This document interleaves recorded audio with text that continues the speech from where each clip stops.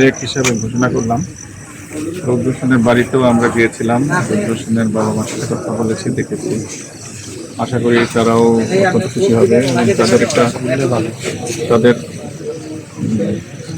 সন্তান যে আত্মত্যাগ করেছে সেটার একটা রূপায়ণ হলো এখানে। তো আমরা রৌদ্র সেনের যারা বাবা মা ভাই বা ভাই নেই বোন জীবিত আছে তাদের সর্বোপরি সহযোগিতা করবো এবং তাদেরকে কীভাবে তাদের শোকটা কাটিয়ে উঠতে পারে সেক্ষেত্রে হেল্প করবো। আশা করি তারা এখানে বেড়াতে আসবে, এসে ভালো ফিল করবে। আমরা এই লেকটা যাতে ভালো থাকে, সবার সহযোগিতা, প্রদূষণ লেক যাতে ভালো থাকে, প্লাস্টিক পলিউশন না হয়, অন্য ধরনের পলিউশন না। আবার পুরো ক্যাম্পাসে আমরা কিন্তু ধূমপান মুক্ত বলেছি। কেউ যদি ধূমপান করে সাধারণ বিশ্ববিদ্যালয়ের বাইরে গিয়ে করবে।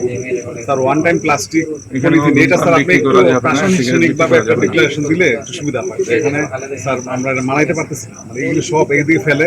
আর স্যার একটু যদি সামনে যান তাহলে একটু দেখাতাম। হ্যাঁ, এটা কিন্তু এগুলো নিয়ন্ত্রণ করতে হবে। হ্যাঁ, মানে এইটা স্যার সবাই, মানে ছাত্র শিক্ষক বিশেষ করে ওরা মানে যারা বোকা, তারা যদি এই জিনিসটা যদি মানে হেল্প না করে স্যার খুব খুব কঠিন। এবং আমরা ছাত্র ছাত্রী যারা বেশি থাকে তারাও যদি একটু সুন্দরভাবে একটু এই ম্যানেজমেন্টটা করে, নিজের পরিবেশটা গত বছর আমরা পরিষ্কার করছিলাম পুরা বাংলাদেশ। হ্যাঁ, এখন এটা যদি আমরা একটু ধারাবাহিকতা রক্ষা করতে পারি তাইলে, তাহলে তা না হলে আমাদের নিজেদের জিনিস নিজেরা নষ্ট করলাম। সেটা তো আমরা এই ব্যাপারে একটু খেয়াল রাখবো। হ্যাঁ, আমরা সব মিলিয়ে আমরা মনে করি যে এই লেকটা খুব সুন্দর একটা পরিস্থিতি অতীব শীঘ্রই শুরু হবে করবে, কারণ গাছগুলো যখন বড় হবে কিছু ফল ধরবে, ওখানে স্যার আমরা পাখি আসবে, এবং ফল গাছ লাগাই। তখন কিন্তু পরিবেশ তখন সুন্দর হবে। স্যার ওইটা কিন্তু একটা দ্বীপ,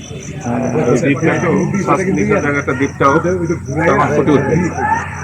পরিচ্ছন্ন রাখার জন্য আমি ছাত্রছাত্রীদের এবং যারা আমরা আছি সবাই সাহায্য কামনা করছি।